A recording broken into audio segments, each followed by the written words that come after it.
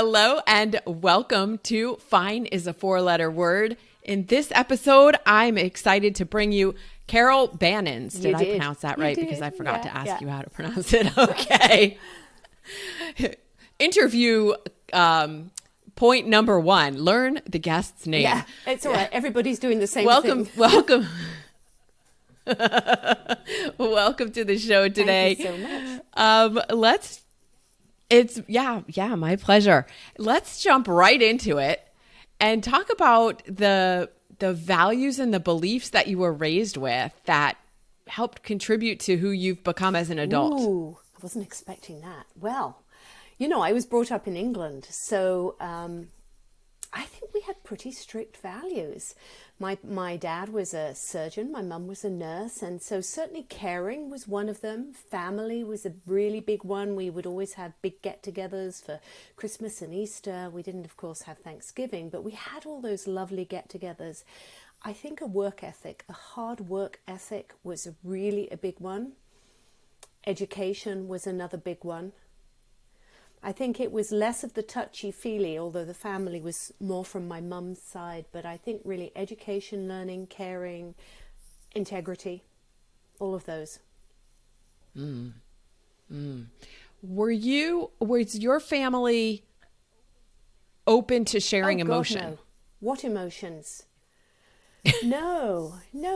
I mean, English, and I think I think I must have been Italian in a last life because I'm all kind of warm and fuzzy and huggy. But my mum and dad weren't. My dad certainly wasn't. Mum was in later years, but no, we never discussed emotions. In fact, this is very sad. I had a sister who died when I was 9, and it was an accident. My dad said, "Susie has died."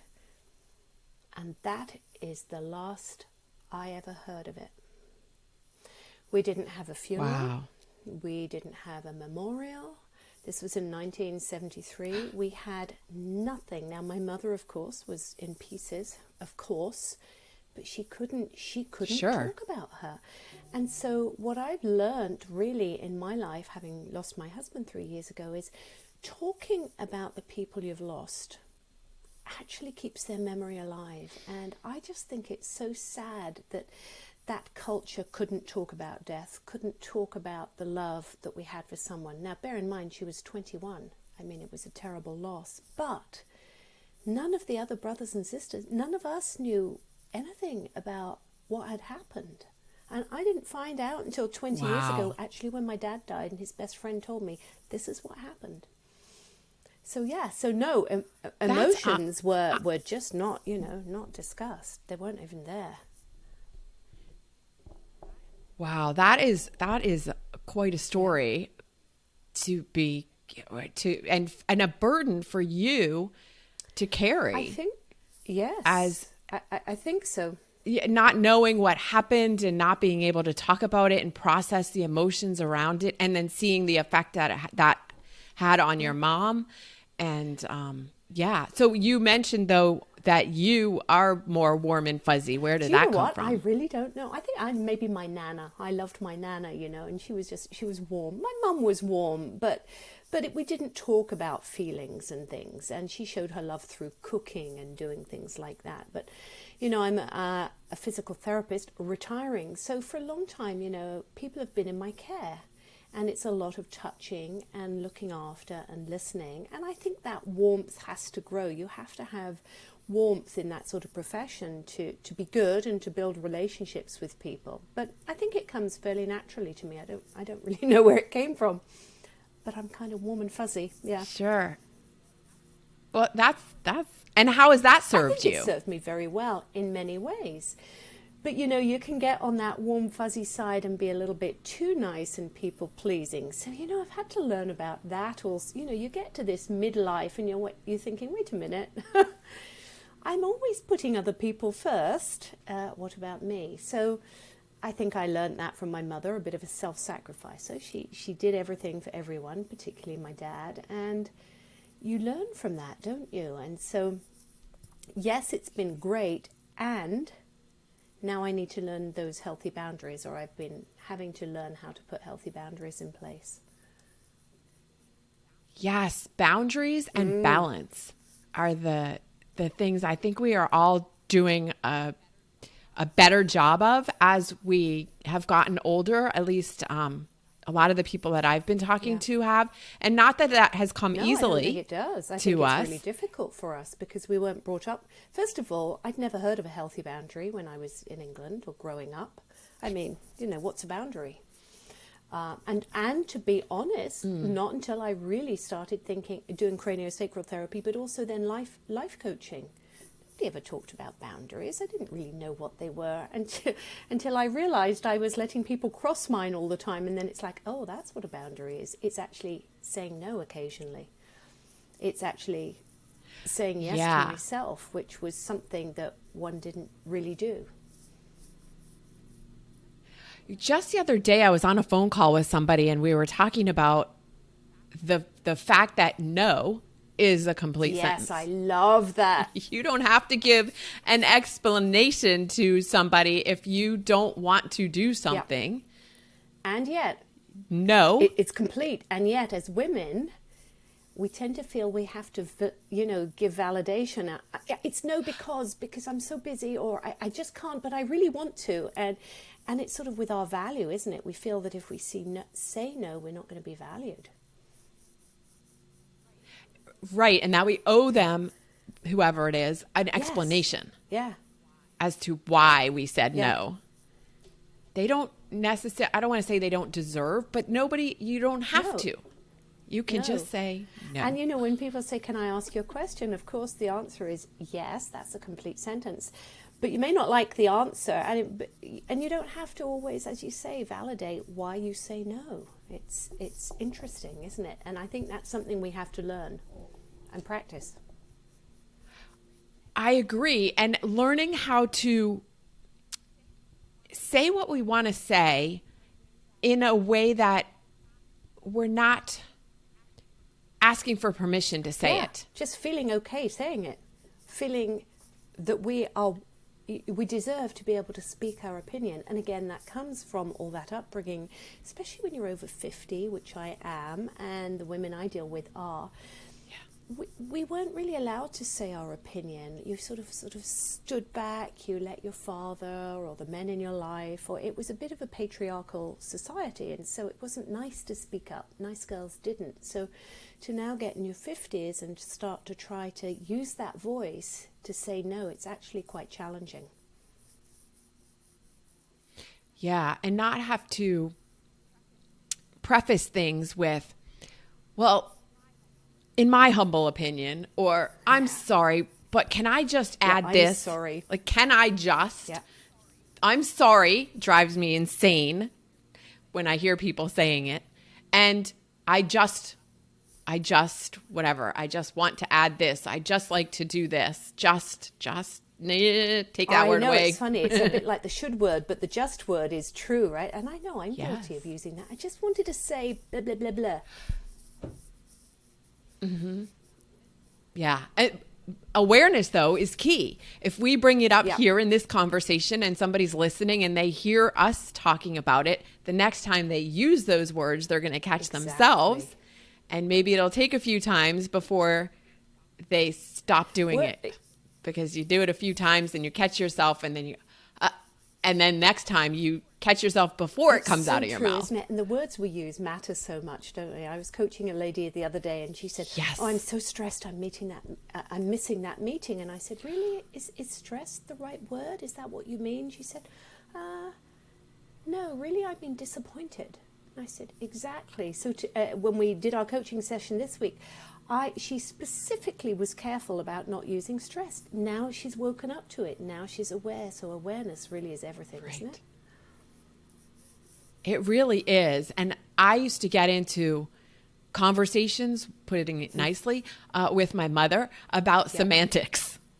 It's just semantics. It's just semantics. Put yourself.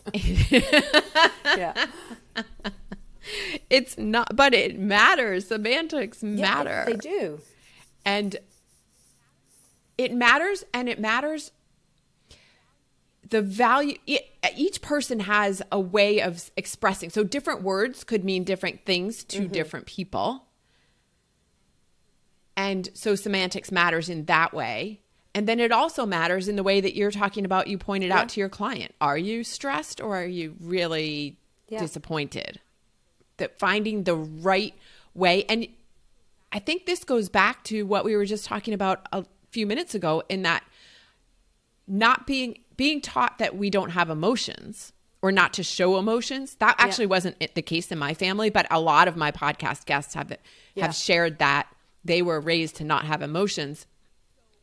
So finding the right way of expressing your emotions and using the right words is more challenging because that wasn't something you were raised to do. That's so interesting, isn't it? And then you think of the sort of huge vocabulary that we could use to describe emotions. You know, looking at, like, if you looked at Abraham Hicks at the emotional guidance scale, there are only about 22 there. Yes, I love that. But there are so many words we can use that we can replace another word with that's maybe not so aggressive or so depressing or makes you feel a little better. But, you know, it's interesting because I deal with pain patients in my physical therapy realm, and we do a lot about how you're using the words. You know, my back is killing me, my back is broken. No, it's not. Let's change it, because it becomes a threat to your nervous system. The way you're talking ramps up the pain. So it's a bit the same with emotional pain. If you keep saying, I'm stressed, I'm stressed, I'm stressed, well, guess how you're going to feel?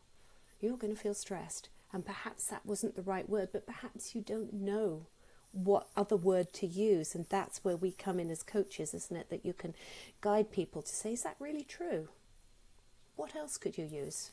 I'm so glad you brought that up, because, if you keep telling yourself a certain thing, your mind starts believing it and looking for ways to make it even more real. Totally. And reinforce totally. It it. looks for evidence, doesn't it? It looks for the evidence that you're stressed. And guess what? It always finds it. It does. Right. Because your mind will always find what you're looking for, whether it's positive or negative, you will find it. Evidence to support your belief. It is. And you know what? That's what I love, that I've been able to transfer all that neuroplasticity knowledge over to life coaching.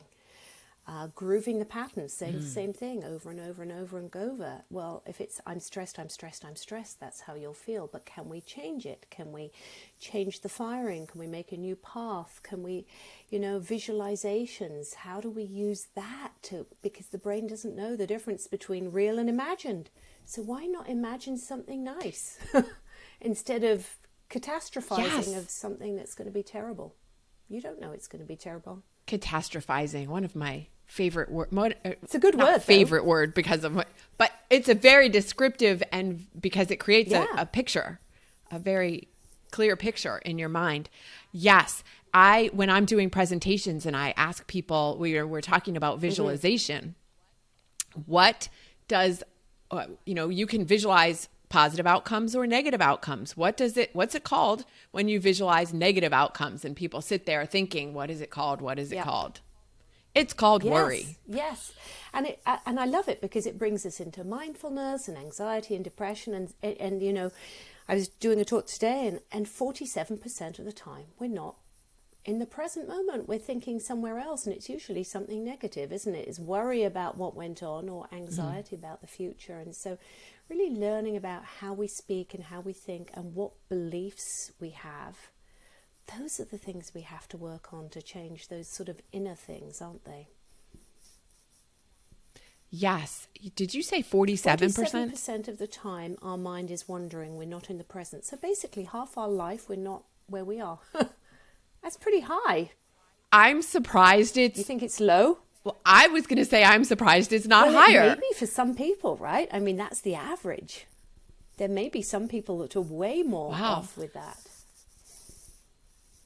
I think a lot of people spend so much time thinking about the past and worrying about things that happened instead of focusing on the present and the future. And I was actually doing a presentation this morning for a group and used the analogy of, in American football. It's all right.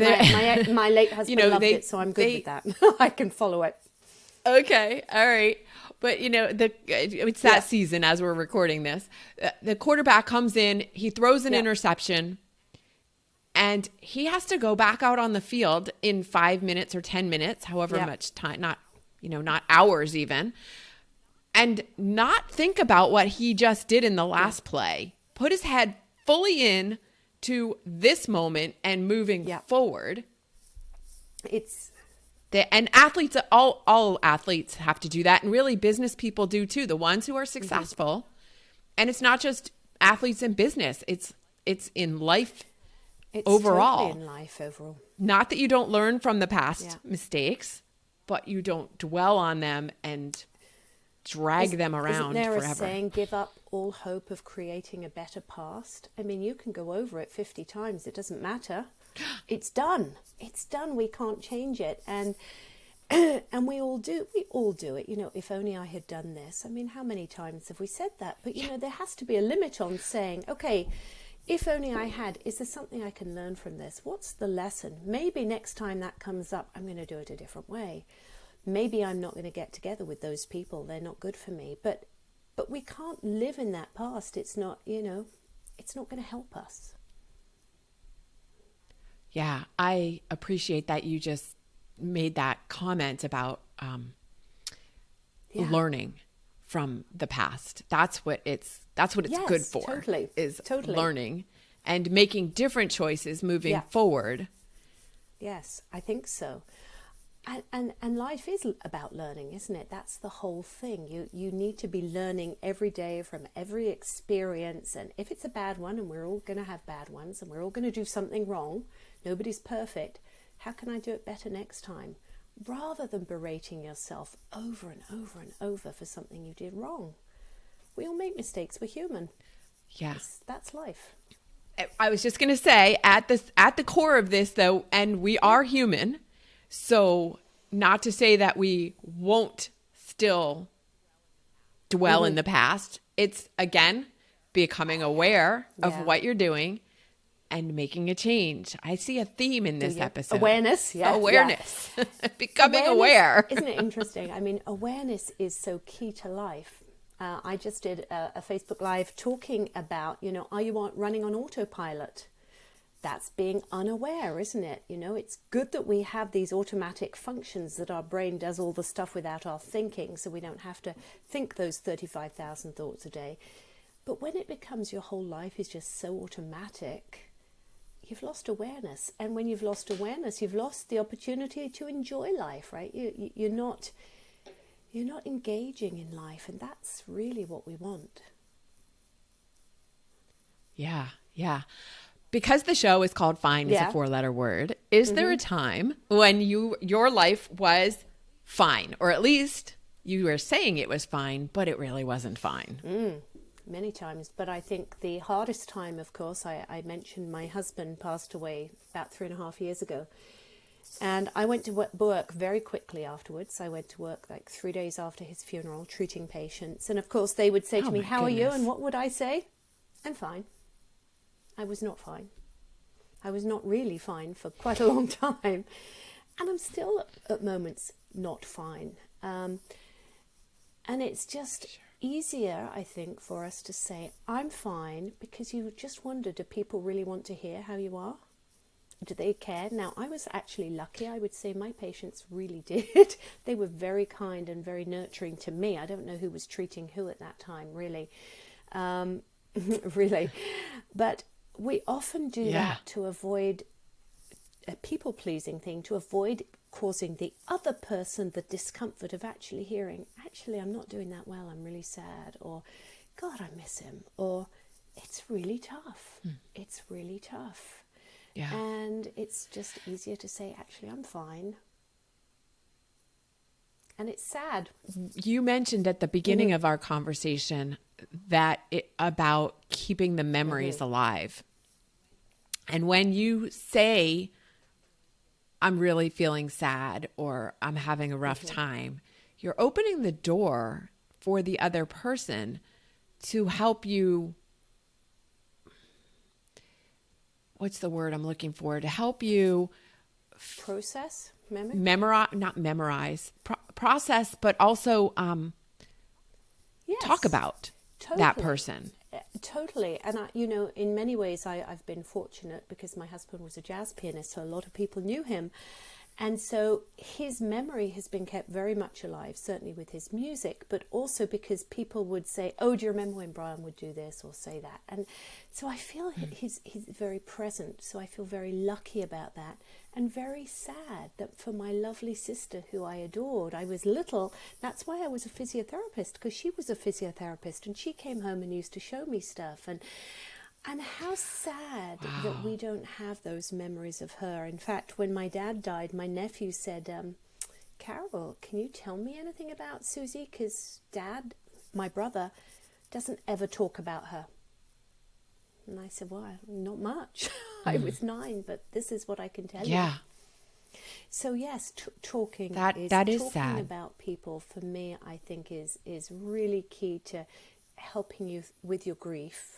It's not that you get over it, but it helps you deal with it. You have to do it maybe a little at a time, but it just keeps all those beautiful memories alive that there are, and the love. Yeah. Yeah. Yeah. And I think on both sides of the equation, people are reluctant. Like you said, you would say you're fine because you don't want to burden them.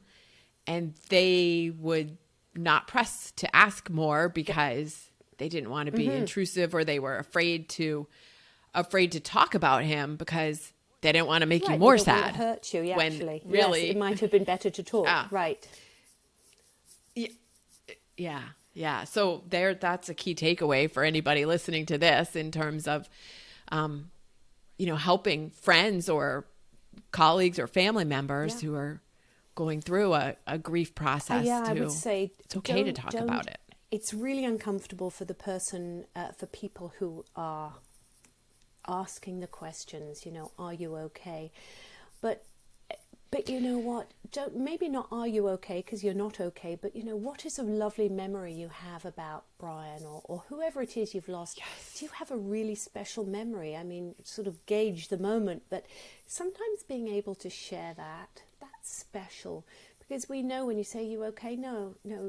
Although you say fine, no, they're not going to be okay. Of course not. They've lost someone they loved. But what's a lovely memory that you have of that person? That might open up the conversation a bit. That's a beautiful question to ask. I'm always looking for what are better questions to ask in any conversation. And that, right. Yeah. Asking the right question is the key to building a relationship. It is. I mean, one of the questions, of course, which we all do is, how are you doing? And I wanted to say, how do you think I'm doing? But people don't know, right? You don't know until you're going through it. You don't know what's going to irritate you. So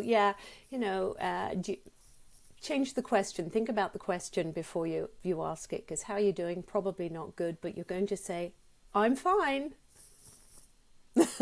Right. That's what's going to come out of your mouth. Because that's how we're programmed.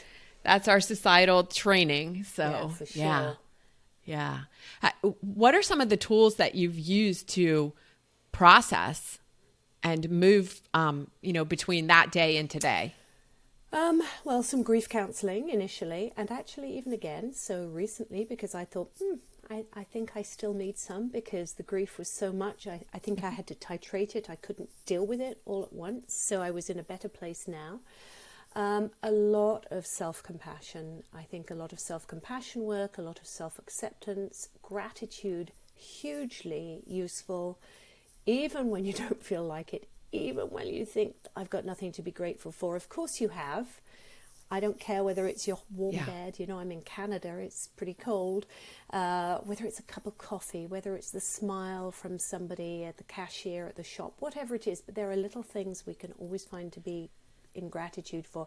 I think that is huge, really looking through your day for small things rather than sinking so low. And listen, I am not a Pollyanna. I sat on that sofa for a year not knowing how I was going to get up. I watched episode after episode on Netflix. I was so exhausted and leaden with grief. So I'm better now. I wasn't then, but I still practiced my gratitude. And for me, I had great friends, beautiful friends who were supportive, who would invite me for lunch and who I could say, I'm done, I have to go now because I'm too tired. So the social connection was key for me, but a lot of gratitude, a lot of inner work of now what? Now what? The curiosity again. Because now I'm not the same person. I'm not the same Carol by myself as I was when it was Carol and Brian. It's a different. You're different, Right. and you have to go on a journey of rediscovery. I think of figuring it out. And I was pretty young. I was 54 when he died. So, there's a lot of life left there. My mum died at 92, so I knew I had nearly good 35 years. So. Still almost half your life left. So, I couldn't just stay sitting on that sofa. It wasn't easy. Yeah. Did you keep a journal with the gratitude? I do every night. I have done for years. Yeah, I do. And I also journaled about, how I was feeling at that time. I do a 5-year, I got journals everywhere. But yes, a gratitude journal I've done every night. Yeah. For a long time. Yeah. Yeah. I like that. All of those pieces are important. And again, going back to, you will find what you're looking for when you are consciously looking for gratitude, things to be grateful for. You again find more of them. You really do. Rick Hansen, a psychologist, talks about taking in the good, and I love this idea. He said, when you're going through the day and you find something, rather than just sort of saying, "Oh, that's nice," really expand the experience. Whether it's just your cup of coffee with the aroma and the warmth and how it feels, as you do that in a positive attitude, it starts to rewire your brain for positivity.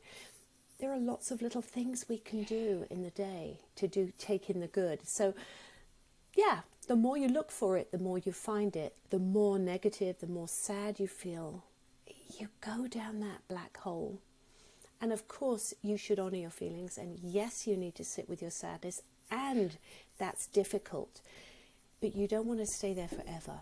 You have to feel it, though. And that's a challenge, because I think a lot of people I shelved it. I did. That's why I'm back in grief counseling. I shelved it so I could keep working. I know other people who just get super busy so that they don't have to deal with it. At some point, when you're ready, you do need to deal with those emotions, possibly because I never did in the past. It was hard for me, but we have to deal with them. It's not about being toxic positivity. Be with the emotions, self-acceptance, self-compassion, and from there the gratitude and finding the good. Wow, you just so perfectly described that entire Thank you. process and concept. Oh, good. Yeah. I'm so glad. Yeah. Well, let me ask you one more question. And that is, what is the song that you listen to when you need a boost of inspiration? You're done processing those feelings for the moment, and you want to raise your vibration. We were talking about the Abraham Hicks scale. And if you're not familiar, actually, maybe I'll put a link to that in the show notes so people can see what we're talking about. When you want to boost yourself up that emotional scale ladder, what's the song you go to? It's Lovely Day. I love that. Takes me back years ago, like 30-something years ago, but it's just upbeat and it's lovely. And I have to say, before I do a Facebook Live, that's what I either put on or I listen to just build up my energy so that I'm in a good space when I do a Facebook Live.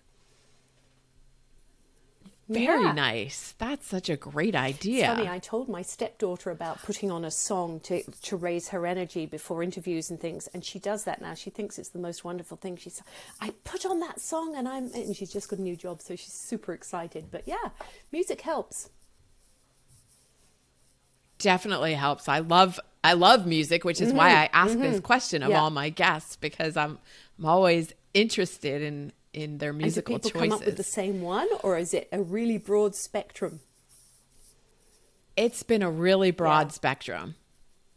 And yeah, not even all of them haven't been popular songs. Some of them are, I'm thinking of one person in particular that was just, there aren't even words to the song. It's just very inspirational music.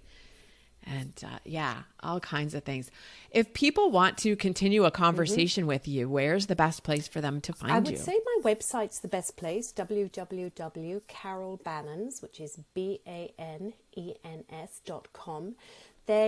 From there you can join my Facebook group for Women Over 50, Unleash Your Joy, Women Over 50, Unleash Your Joy. You can email me.